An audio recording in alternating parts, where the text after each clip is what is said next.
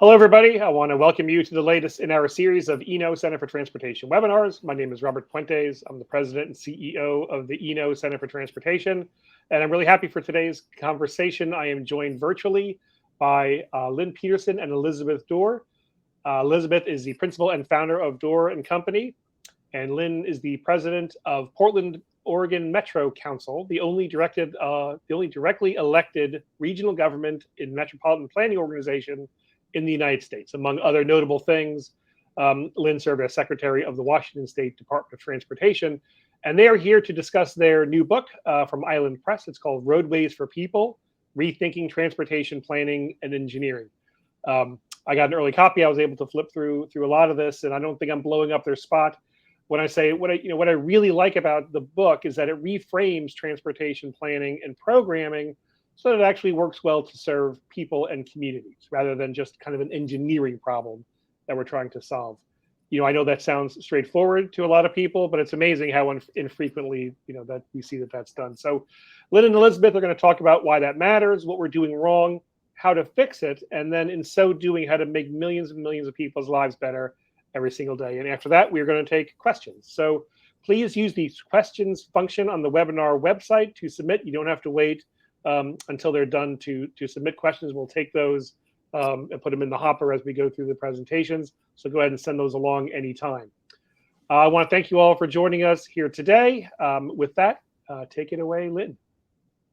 Thank you, Robert. Thank you so much, everybody. It is the goal to make sure that millions and millions and millions of people are helped by this conversation. So, Jonathan, we want to go to the first slide. The first slide. Just because it's a really cute picture of me. That's why it's so important. There we go. When this picture was taken, I was preparing for a very long career in building roads, highways, and bridges. I had decided at the age of 12, that's what I wanted to do. I loved being out on the job, doing construction inspection as a 19-year-old for Wisconsin DOT. When I graduated from college, I transferred into the traffic engineering unit at Wisconsin DOT, and I realized early on that my idealistic vision of my chosen profession wasn't as ideal as I had thought. It was on one of the first projects in my career that I realized that there were trade-offs that we were making on behalf of other people, in fact, entire communities, and it was causing real harm. That project revolved around a farming community. Farmers and the environment was really the issue. Next slide. This project was Highway 12 from Madison, Wisconsin, north to Wisconsin Dells. On this project, a political decision was made to take a 2-lane rural highway and make it into a 4-lane divided highway based on a safety concern. For about 50 miles, every farmer declared the DOT was the devil on handmade large plywood sheet signs. I started questioning what I was doing when we were about to take more right-of-way to create a faster, straighter, wider road in the name of safety.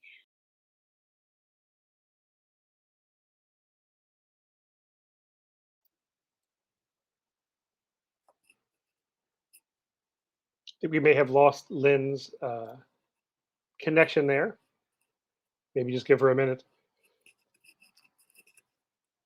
Elizabeth, anything you want to say jumping in here? Sure, I can start. It's not from Lynn's perspective, but I know a lot about this project, given that Lynn and I have talked about it a lot. So the developers had no plan to ensure farmland was not converted. So she was asked to do the safety analysis and report after the project had already been as a safety project to the newly appointed Transportation Secretary of the DOT by the governor. We can go to the next slide. So the DOT's proposal is represented in the image on the left here, which would have done away with a lot of the farmland and taken over a lot of land from the farmers there. So Walter Kulash, a PE formerly with Gladdings Jackson Consulting, was hired by Smart Growth Advocates, offered another idea. He suggested a divided 2-lane roadway with a lower design speed and a gravel shoulder for the farm equipment. So you can see Walter's proposal on the right there.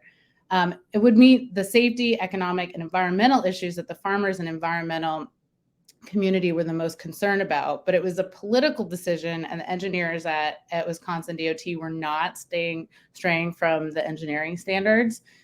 So Lynn began her journey to answer this question: how do we design good communities with good roadway design? So this project and Walter's design option was an experience that made her question the standards that engineers were held to. And while the road might end up being safe from an engineering perspective, would it actually end up doing more harm by not considering the community that would have negative effects from the engineering decisions made? She thought, couldn't we do both community building and build safe roads?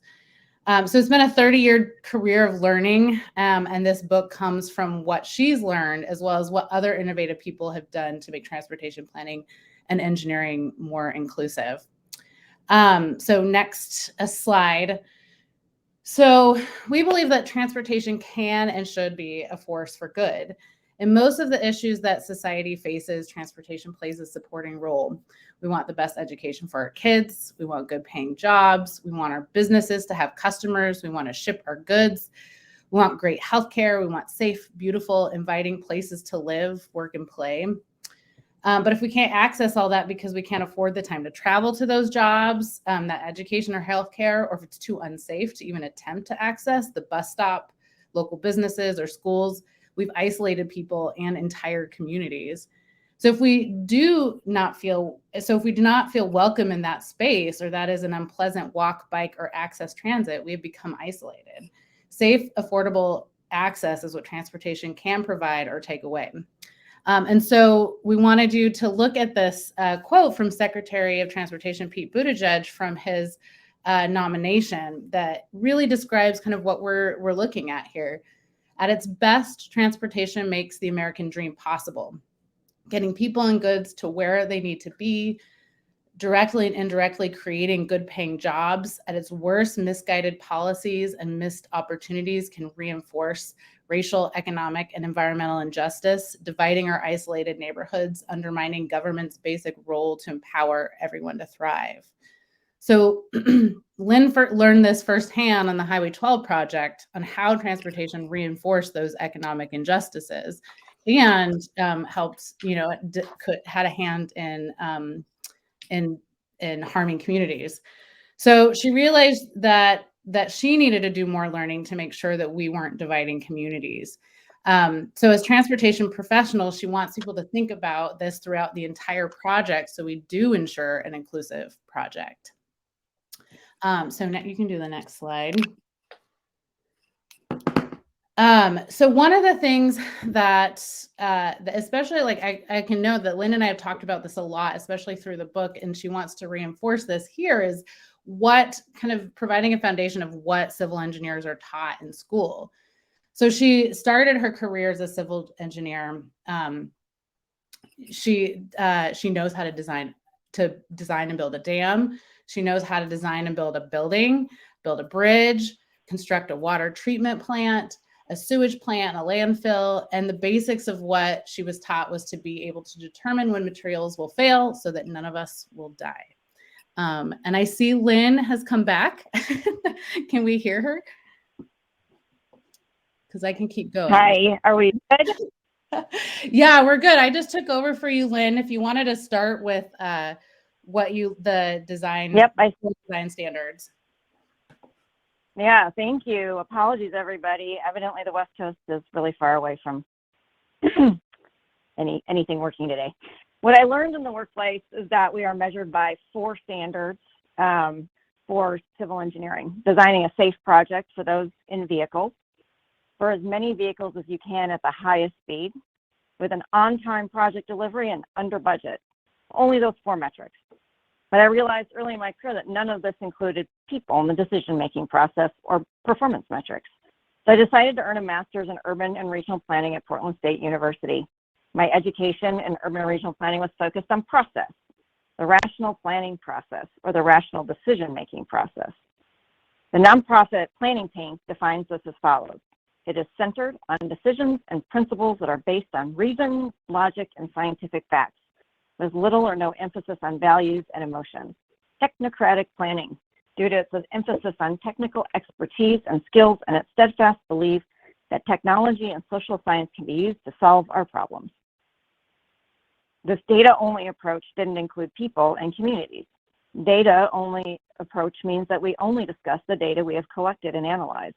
And for a rational decision-making methodology, the data was limited based on assumptions of what was deemed important or easy to measure, which back then were traffic counts, number of fatalities of folks in vehicles, number of minutes of delay at an intersection, driver behavior based on demographics, forecasted demand between origin and destinations, and lane miles of interstate, expressway, arterial, local roads.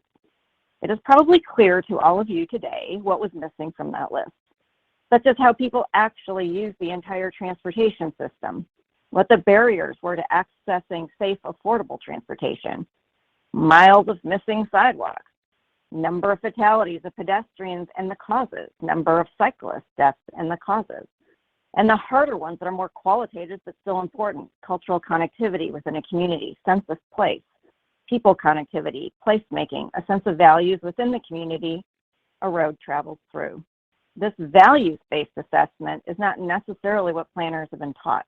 They've been taught that success may be a non-biased linear approach, but is it really? Next slide.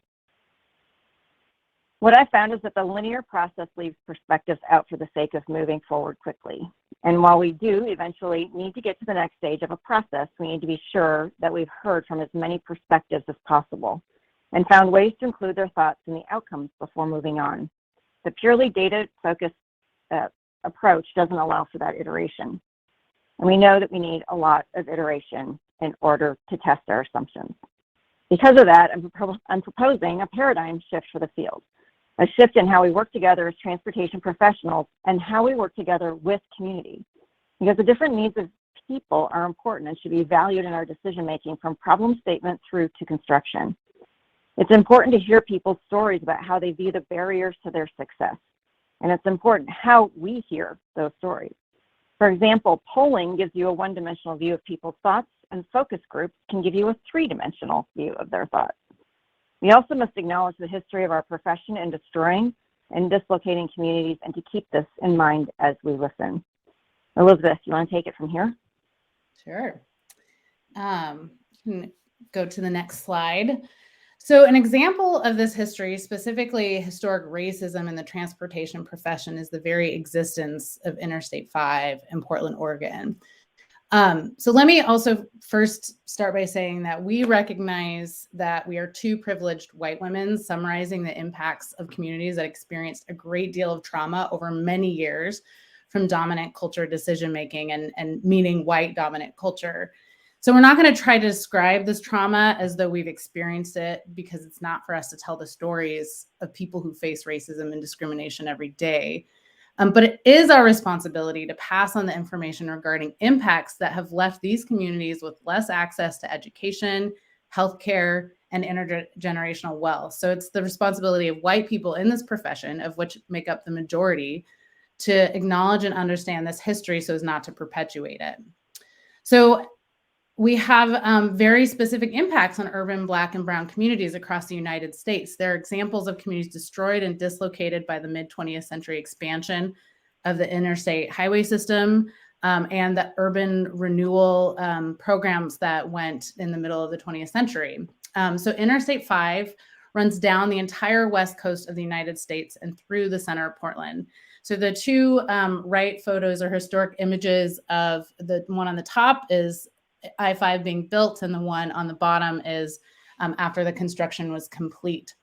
So the construction of I-5 in the 1950s destroyed the Lower Albina neighborhood, where at the time 73% of Portland's Black residents lived. The city used eminent domain to push people out, forcing them to relocate across the city, separating families and dislocating a thriving Black community. So in that image on the left there, that is kind of an aerial image of the Lower Albina neighborhood.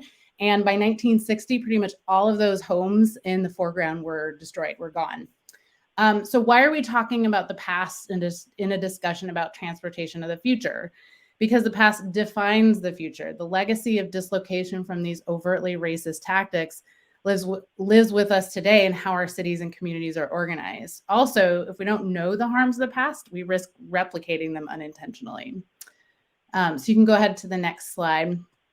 So it's been, for Metro, it's been important to keep this history in mind as they work with community to find solutions to the problems that community actually faces.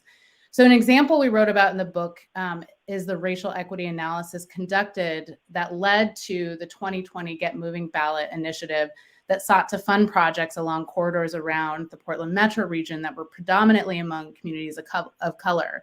While the ballot initiative didn't pass and a lot was learned from that process, we do believe that there's a lot that was done right, and in particular, the community engagement process that led to the identification of the priorities. So the J District along the 82nd Avenue corridor in East Portland is an example. So this is an image of 82nd Avenue. The J District in particular has one of the largest populations of Asian residents in Portland. The 82nd Avenue corridor is notoriously dangerous and not pedestrian friendly. Metro worked with the Asian Pacific American Network of Oregon, APANO, a trusted organization to the local community members, to do the community outreach with Metro as support. What they learned from these conversations was that residents were concerned about the street lighting, that it didn't effectively illuminate their darker skin. They also learned they were concerned that local businesses would close and residents wouldn't be able to afford housing after improvements were made.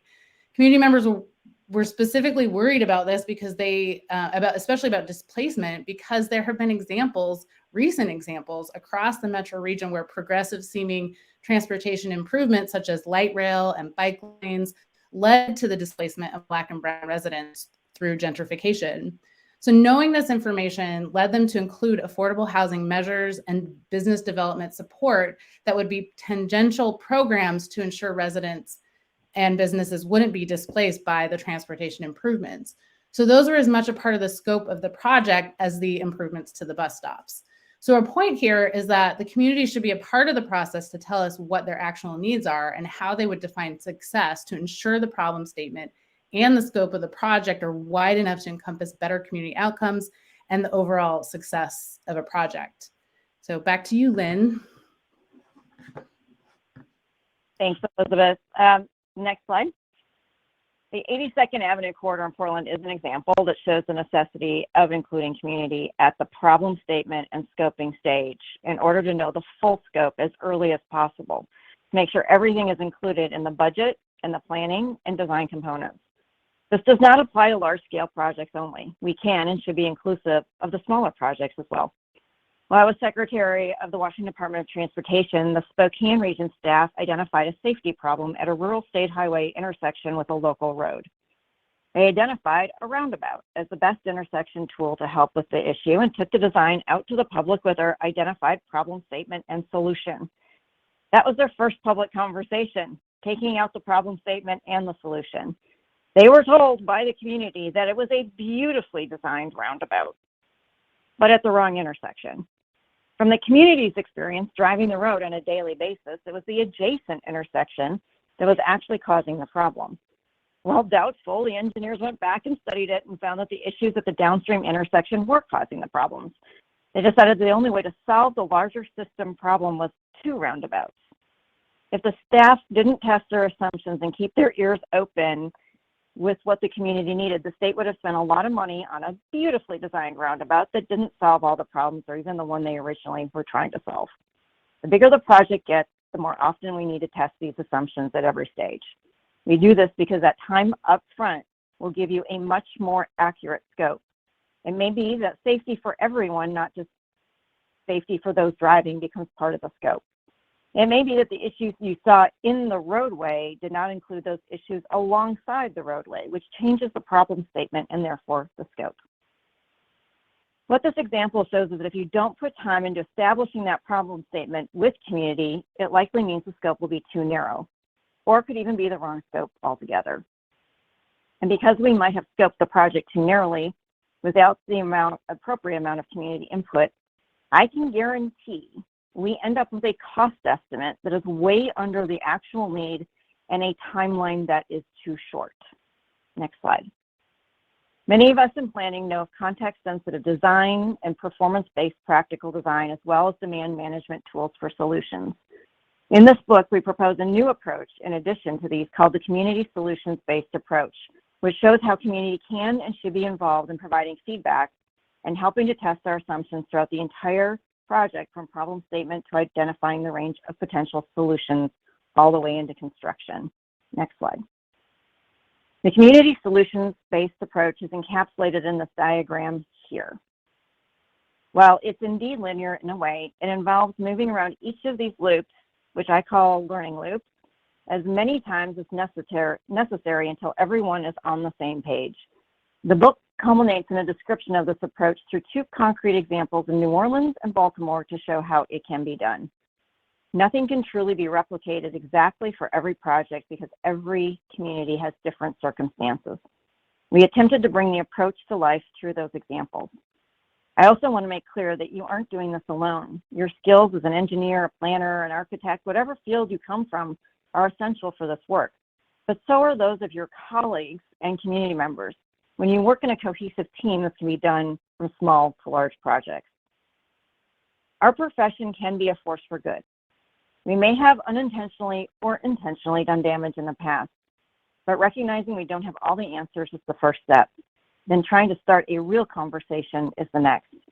Carlos Becerras, the Utah DOT director, said it well in the interview for the book. He said, "We are incredibly lucky to be in this profession. I can't think of many professions that you touch every single person in a community. If you care about doing something that makes a difference for people, I can't think of a better profession. As we move forward, it's not going to get easier," he says. "It's going to get harder. The more we look to understand people and what's important to people, the more complicated it gets. People are pretty dang complicated. You're still going to need the formulas because the work you do is super important. But you have to think about how to apply your engineering and planning skills to solve people problems." And that is what we strive for, you and me, finding ways to support people, all people, so that they are thriving, not surviving. Then and only then will we recognize and fill the gaps in disparity, and only then will everyone feel safe in their communities. I want to thank Eno for having this conversation today and for the work that you all do to advance this work forward. Next slide. Lastly, you can purchase the book at Island Press, Bookshop, and Amazon. Please share with us your stories of success or lessons learned on the website. And if you are interested in including us in a kickoff of best practices kind of curriculum, please do not hesitate to contact us through the website as well. And also, may I say, this book pairs perfectly with any NACDO design book. Thank you, everybody. Wonderful. Thank you very much, Lynn and Elizabeth. And Elizabeth, thanks for jumping in there. It's good to have redundancies with your speakers. So really interesting stuff and very, very inspiring. And I think it rings true with a lot of folks, at least based on some of the comments and questions that are coming in here. So folks who are still listening, please continue to send in those questions. We're going to start to take them in kind of in groups. And let me start off with one to kind of frame a couple of these things together. This is based on some work that we recently did here at Eno, so it's still fresh in my mind. Around, mostly around transit projects, right? There's a large conversation in the United States today that focuses on the fact that it takes too long and costs too much for us to build public transit projects, right? That we looked internationally, we see in the US that there's something wrong with the way that we do that here. It's not really a technical problem, but it's really more of a problem with the process. And a lot of folks point to the community engagement process, saying, well, it just takes too long because community is too involved. They take too many things out of the project, and these transportation projects turn into larger community benefit projects. Not saying that it's positive or negative, but that kind of comes up a lot. So how does that play out with the roadway network here? So you're really just focusing on roadway projects in your work, but is there a difference then between a traditional infrastructure project and a roadway project, and how do you think about the community engagement piece of it with that? Well, I mean, I guess I would just say, Robert, first of all, buses, light rail, for the most part, they're running on roads. So this is a multimodal book. It's for all modes, all roads, all right of way, right? And so I guess what I would say is that there's a graph that you can actually create that shows the risk to your project if things are severely changed as you go along and you get towards 30% design, 70% design, right? You're almost headed into final design. With every day that passes, the number of variables that you can reintroduce without risking the entire project goes down, right? So you need to know all of the potential variables up front in order to reduce the risk to your project. We have a project out here that is in its third iteration, the I-5 bridge between Oregon and Washington State. The last iteration died about 10 years ago. It's restarted. We're 3 years into reviving it. And it died last time because all of the issues that were raised by the community over time were never included in the scope of the project, and it didn't create a coalition of ownership to be able to push it across the line. In other words, it pissed everybody off. Right? There's no large set of ownership from all broad coalitions. And I think the fundamental thing that we need to change is transportation plays a supporting role. It is a transportation project by itself doesn't solve people's problems or communities' issues, right? It is so important that we bring in other types of professionals to help us as we go along the project, so that while we may not be housing experts, we may not be culture and art experts, you bring those experts in and then find ways to make sure that all of it happens at the same time. You can't run away just because you're a transportation engineer or transportation planner. That has to be part and parcel of building the community out, right? And if we don't do that, the risk to the project just severely increases to the point where it may not happen at all. Yeah, and I want to add too that I think that an inclusive, like a truly inclusive approach that we are proposing, where you really do invest the time and energy into community engagement, it creates a level of community buy-in that even if there are certain things that community wants that can't be accounted for, they're a part of the decision-making process and understand why, because it comes out in the process.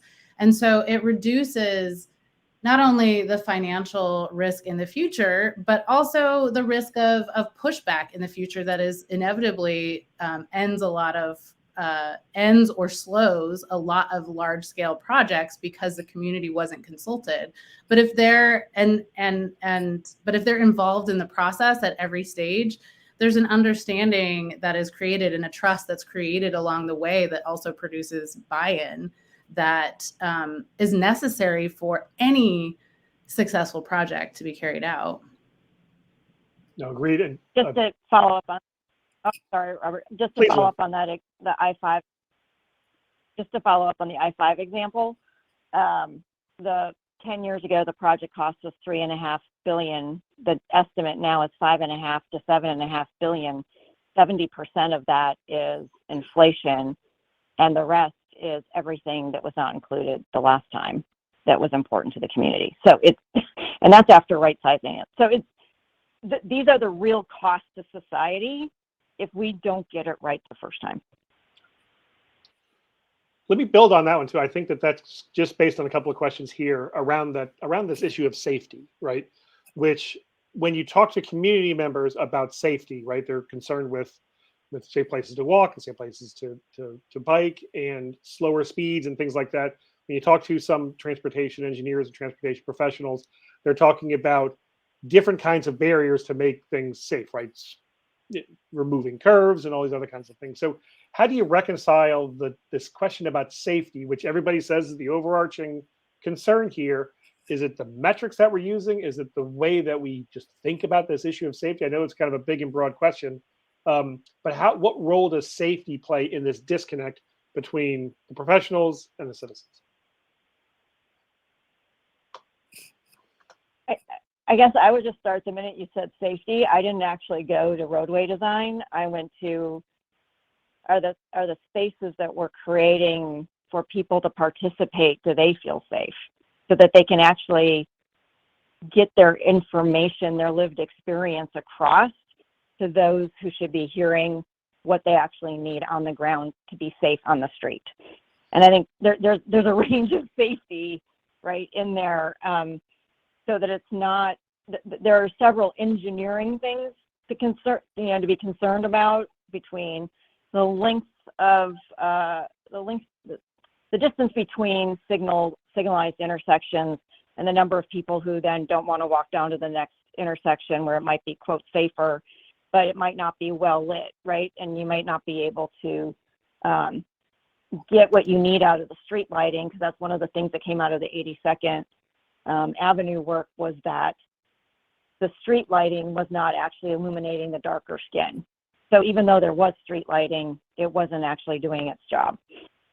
So we would never have found that out if we hadn't created safe places for people to have those conversations with trusted people from their own community in plain language, in their language, and with somebody who's helping interpret cultural differences or what somebody means by what they're saying, so that it's understood to both sides. I would just say, we could talk all day about engineering safety and the politics behind that, but I actually think it goes back much further in the conversation to when you're including people and do they feel like they can actually, are you creating a trusting partnership, or are you just listening but not listening for understanding? Appreciate that. And it actually relates to another question that just came in. I'll just throw this in here now because you just came up. Have you, in your professional experience, in your history, have you seen a case where that trust was broken?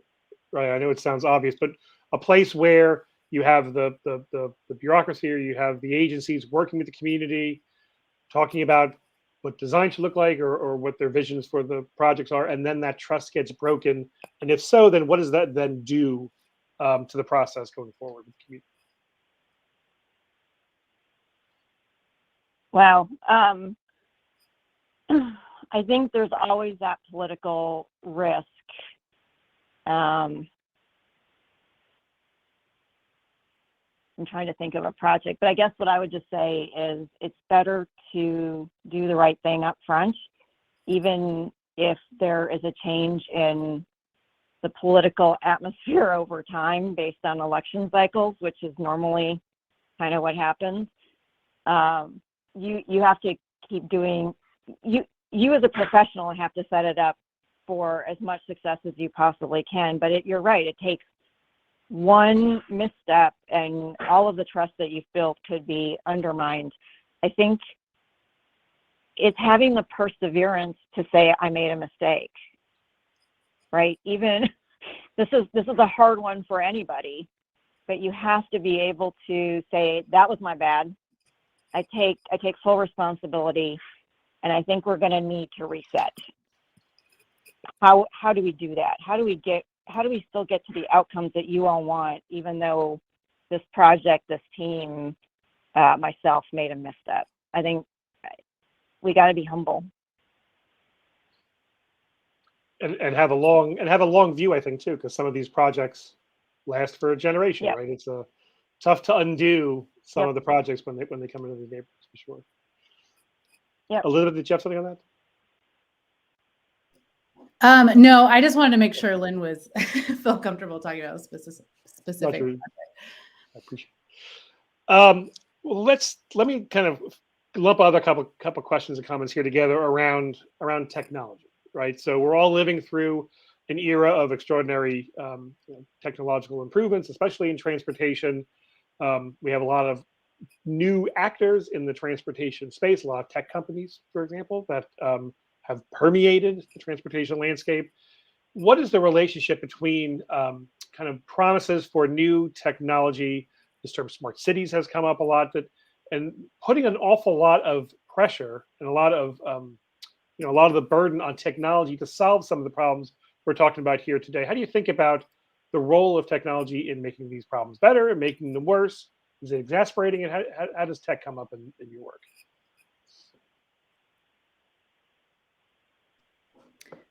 I can I speak to think one of the examples from the book, Lynn, if you Go wanted ahead. to.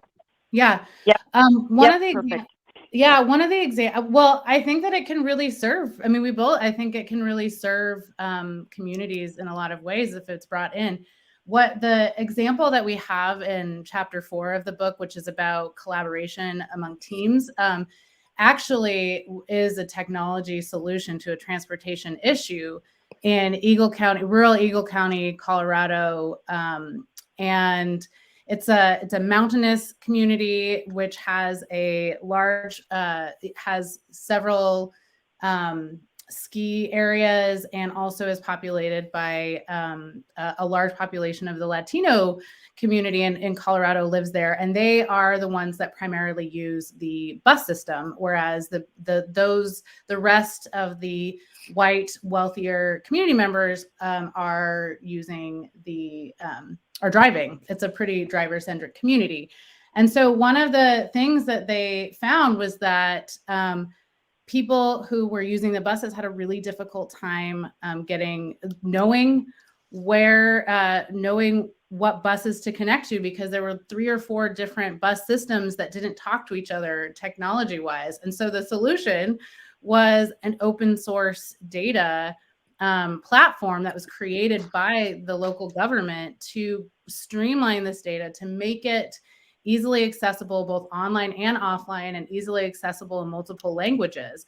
And so the person who led this team, Brandon Williams, comes from the technology sector. He comes from technology and innovation.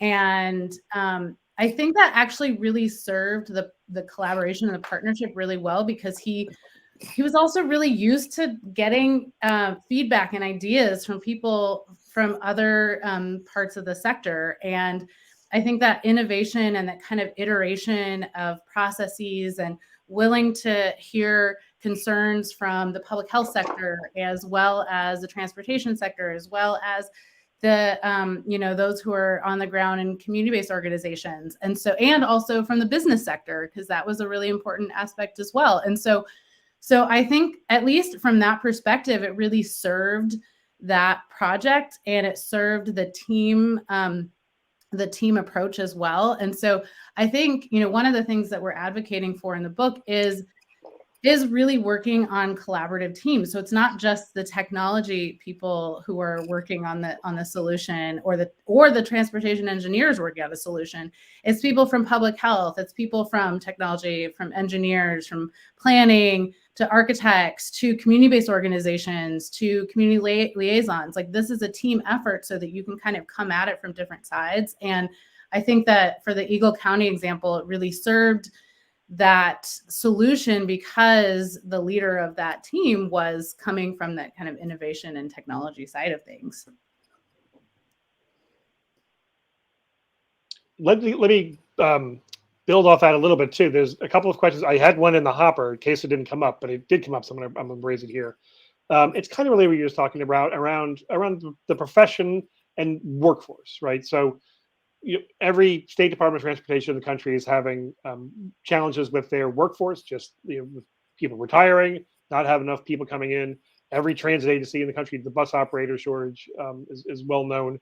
Metropolitan planning organizations, city. So there is a large workforce challenge that we're experiencing throughout the transportation sector. Part of this is related to the larger economy, but it's something that's specific to transportation. So the question is kind of, how does the changing workforce play out in the things you're talking about here? Is there a need to kind of change over the transportation planning engineering workforce, so we have new ideas and fresh ideas? I think the answer to that is probably yes. But is there something endemic about the system now that is preventing folks from coming in to the profession? And then do we have an opportunity to change that and bring folks in? Well, that highlights a whole bunch of things. The first thing that comes into my mind is just the diversity of the workforce, right? Are we reaching out and helping reduce barriers to folks actually getting into transportation engineering planning, any kind of community engagement related to transportation? What are we doing to make sure that we have perspectives within the team, of a project team, that can bring lived experience to the table, and also make sure that when we're going out and doing community engagement and really working with the community one-on-one, that they are not the only ones in the room, and they're looking at an entire team of white planners and engineers, right? So we need to have again a safe space, and that part of that safe space is attracting talented folks from many different backgrounds and different races and cultures. So I think that's probably the first thing. I also think on the backside in the construction, we have at Metro, we've been working very hard on a construction career pathway program to get more women and people of color into the workforce, and make sure that it's not just a project and then they don't ever finish their apprenticeship and get to journeyman level, that we are organizing all of the capital projects, whether it's a school, whether it's a hospital. We are making sure that there's a pipeline of public and private construction that we know about, to make sure that we work with the labor folks in the community and those who are building to keep that pipeline going, and make sure that we're graduating out of apprenticeship as many folks as we possibly can into construction, because these are family wage jobs that we have deterred a lot of our folks from going, a lot of our young people from going into over the last many decades. And those are important family wage jobs and important jobs to our future as a nation. So both of those things and everything in between, right? I have a kind of follow-up question for you, Lynn, on that. Do you think that, based on our conversations, do you think that it also, the way transportation, engineering, and planning is taught, do you think that that has an effect on who's entering the field as well?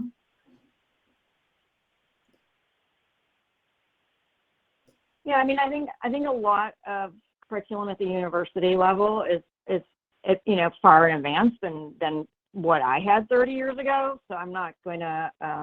I don't think that we're giving everybody the ability to have a full, as full of an understanding at school as we could. We still have a lot more to do, and that's why I felt like this book needed to be written, so that conversation was had about our ethics, right? Because there's still a lot of folks that don't see the system-wide approach to solving a problem. They're still very focused on a narrow set of variables. But I think the other thing is that when you get into the workforce, you're not necessarily being told that you're successful if you think at a system-wide approach and bring in folks to do something bigger that, as Robert said at the very first question, that might slow down the process, that might slow down the project, or increase, have scope creep, right? The way we talk about these things still is that we are not being told as professionals that we have been successful when we realize that we have not incorporated everybody's lived experience into our project, and the scope might need to be slightly different or larger. We're told that's not good because now you're slowing down the process. You just increased the scope. So we worked very hard at WashDOT when I was there to deal with the fact that we had projects in the pipeline that had been scoped 20, 30 years ago with one sentence and given a construction cost, that no one had gone out in the field to talk to anybody. And then we were told by legislators, your projects are getting more expensive. What's going on? Well, nobody talked to anybody. Did we even need that project? Somebody just made it up 20 years ago. Now we're dealing with it, right? So I don't think our performance metrics for success for professionals are right yet. Well, that's a great point. And yeah, nobody gets credit for not building a project that would otherwise be harmful. Right? So no one's patting anybody on the back for not getting something done, even if it would have damaging effects. And I can tell you, just right. based on some of the comments that are coming in terms of things that we can be doing, I think it's both in terms of teaching the workforce and in the education system, joining up transportation with land use, with economics, with housing, zoning. A lot of people want to talk about zoning. It's a very hot topic these days. I think it is probably difficult for us to address these questions without thinking about the land use connection, right? So, my question here, which is kind of summing a couple of these things up, do you think there's a difference between planning transportation projects on the interstate system, of which we have lots of different documentation about the impacts that that's had on places? You talked about I-5. There's a lot of things with the on the federal level that are trying to correct some of those challenges by reconnecting communities. But is there a difference between interstate highway planning and local transportation roadway network planning? And then I have a follow-up question after that. Well, I think the basics, whether you're building a light rail line, a high-speed rail line, which we started discussions between Vancouver, BC, and Portland, it's the same basic structure of understanding your community, and the landscape, the land. You're not building a transportation for just a transportation's sake, right? People are coming and going and trying to get access, and so the performance metrics might be slightly different based on these things, but not to me, they're not that much different. I lost my train of thought. Sorry. And it's kind of then what was the question? The follow-up is kind of related. Maybe this will get you going again. Is there a difference between the planning that's going on then on the state level with the state DOTs and what's happening either on the metro and the local level? Lynn, you obviously have a unique perspective on this, given that you've served, at the different levels of government. But is there something about the way that they just talk about these projects that is inherent here? Yeah, I think the reason we've made more advances at the city level is because, for the most part, relatively speaking, and I know I'm going to get a lot of comments, but it's easier to not work in a silo at a city level than it is. It's so hard at the state level, right? We have tried so many different permutations in Oregon to try to make sure that our state departments that have any kind of impact on community and economic development are not siloed, that you're looking at projects in a more holistic way. But we still run right into the buzzsaw silos and the inflexibility of funding, right? Funding sources for each of those, and a basic structure of government, technocratic structure that says, no, I can't do that without, being more innovative, and I don't have permission to be innovative. So I think because we're at the ground level, at a city level, it's pushed through much quicker because you're actually having to look people in the eyeball and say, yeah, we're going to figure this out with you, right? At the state level, the decision makers, the folks working there have a harder time getting down to that community level and working things out because they're so siloed. So I'd say that's the biggest problem that we face. And I don't think it's controversial to say it either. I mean, a big state bureaucracy. It's just intuitive, right? We know that there are these silos here in federal Washington. We have the same silos. When you get down to the city level and the local level, and even in the MPOs, they're almost conditioned to be thinking differently. And you're closer to the action. So I think it's just much easier to bring all that together than it is at the state level. Yeah. Are there states you think? And legislators. Are there states you think that are doing it correctly? Sorry, Lynn. That's okay.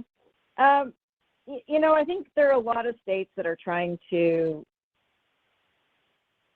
work on being able to see a bigger system approach. I'm not sure that we've made headway in many states. And I'd love to hear examples from folks in the audience where at a state level we were able to go in on a transportation project, realize it was going to have real gentrification impacts, and get the state housing department to actually start working on purchasing up land in advance and purchasing up existing affordable housing so that we don't lose it. We are doing that in Oregon, but we're doing it at the region level and below, not at the state level. That we have a really hard time coordinating at the state level. That sort of coordination with a transportation project. I'm glad you mentioned that. Folks are sending in their examples of states. Some folks have mentioned Virginia. Massachusetts has developed some prioritization. So I think some of that is episodic too, right? To your point earlier, when governors and legislatures come in, some of those things can be changed. But I think Virginia and Massachusetts are both really good examples. Yeah, good. So how did all this play out kind of post-COVID? I'm here on K Street in Washington. Today it's Wednesday. There's a lot of traffic today. Some days there's very little traffic. The folks commuting downtown has obviously changed in recent years. How does the post-COVID way that people are commuting or not commuting or are traveling around, how does that play out with the work that you have put here in the book?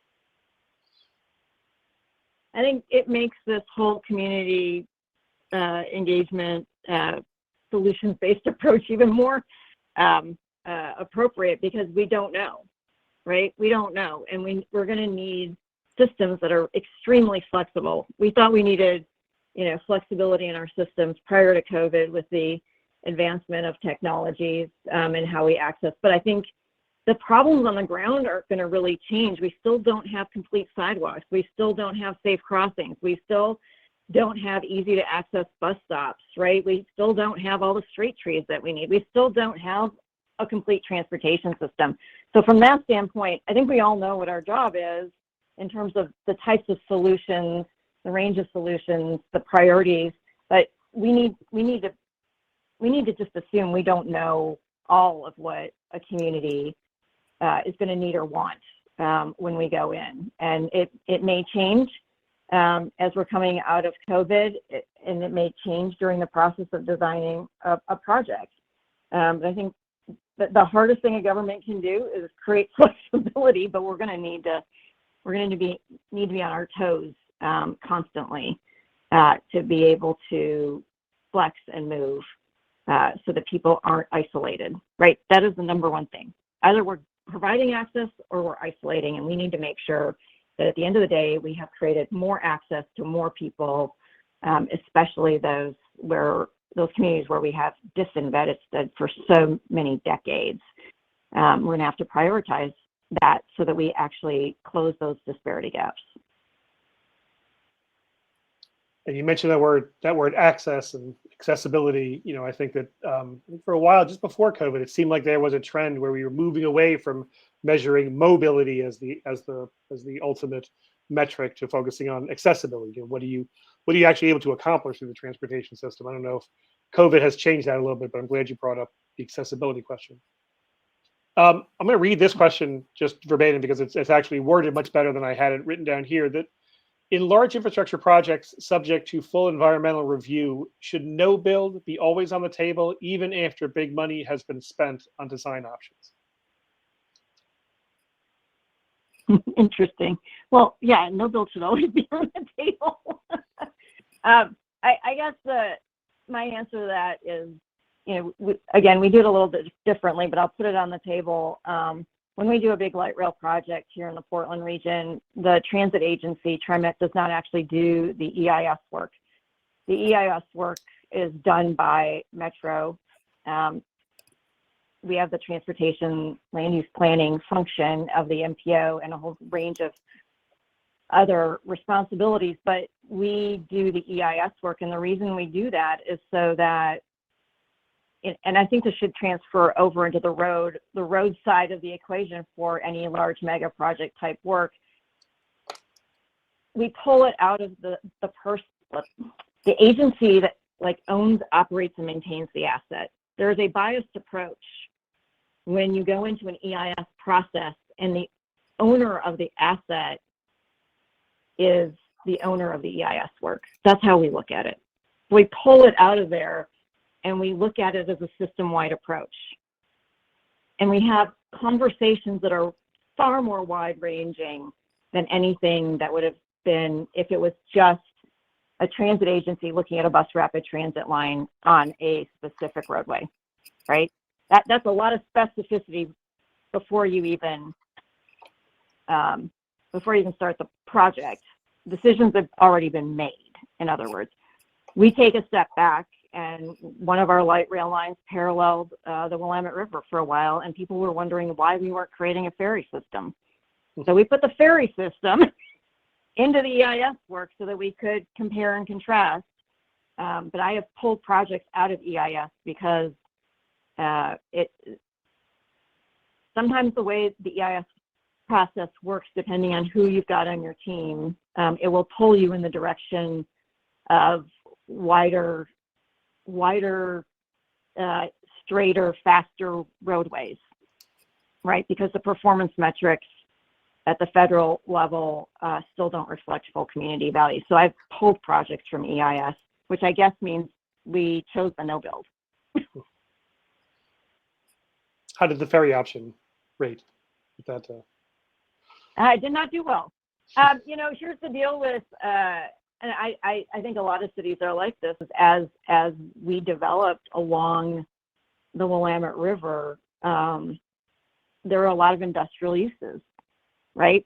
River traffic up and down the river, and in between, a lot of very wealthy individuals bought up land and put up very, very large homes with amazing views, which meant that when the cities wanted to revitalize along the river, they have all been reclaiming their waterfronts and buying up the industrial land and making it into parks. Well, if you have a ferry system suddenly with very low density along the river and a bunch of parks, suddenly you're looking at a whole bunch of parking structures, and they're brand new parks, in order to bring cars in to take a ferry, because none of it is accessible.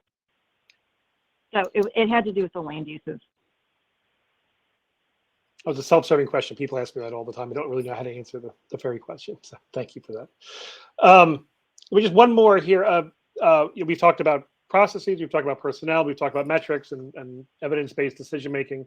What other kind of research do we need to still do to kind of change the shift here? To talk about the things that you've outlined here in the book and here on the webinar. What do we still need to know that we don't know right now? We need more understanding of how to engage all of our stakeholders and residents in a region in an equitable way. We need to make sure that we're hearing everything from large business all the way down to the small mom and pops on the project corridor that we may be working on. We need more ways to be able to do that and bring more people together so that there's co-creation, co-learning. Because right now we are focusing very, very, very closely on bringing our BIPOC communities into the processes. Our community-based organizations, we're relying on them a lot. We are working to make sure that they have the capacity, that they are paid to do this work, which has also ended up that I now have colleagues on the council that have come up through that engagement and are now elected with me, which is amazing. But what we're not figuring out how to do well is how to bring an entire breadth of perspectives from the entirety of the region to the same table and have them learn from each other. We're still siloed. Does that make sense? We're siloing off these conversations, and we're not actually broadening the conversation. So I think I'm looking for, any way that we can close that disparity gap again, but not lose the opportunity to have conversations, to learn from each other across the spectrum of environment, racial equity, labor, business, right? We're siloed off, and we have to figure out how to come back together now that we've built capacity. When have we built enough capacity that we can have that full conversation and have shared prosperity conversations. I'd also add to that, learning from other sectors and other professionals. I mean, I think that goes back to the collaboration and not siloing yourself off. Because we talk about how in the example in Colorado, how they did a lot of partnership with the public health sector of the Eagle County government, and learning from like the social determinants of health and how that also, crosses sectors into transportation. And so I think that that's a big part of it, is learning from other sectors and research that's happening in other sectors that aren't, you might not specifically think about transportation right away, because that's such an important part of that team process. And that includes community in that, and community-based organizations, sectors that work with the community and the community itself, because they are experts on the places that they live. Yeah. Indeed. If we could focus on anything, that would be, I think, the next frontier to crack. And how do you address both of those things, and really integrating the different lived experiences we talked about earlier. Look, we just barely scratched the surface. I would encourage everybody to take a look at the book. It's this conversation, but lots of great examples, some really good insights. There's a phrase in transportation we say transportation is a means to an end. It's not the end in and of itself. We say it all the time, but we always forget it. So, I really appreciate Elizabeth and Lynn, your insights and perspectives on all of this, and really helping us make sure that we're focusing on the impacts and the outcomes of transportation rather than transportation just itself. And thank you all very much for the great questions and comments. Really good exchange that's happening there. Thank you all for your participation. If you want more information about Eno, you can check out our website at www.enotrans.org. While you're there, just a quick commercial to register for our Leadership Awards reception, which is taking place on January 11th in 2023, held in connection with the Transportation Research Board's annual meeting here in Washington, D.C. So once again, my thanks to Lynn and Elizabeth for taking the time to speak with us today. It's so good to see you again. Thank you all for joining us, and stay safe, everybody.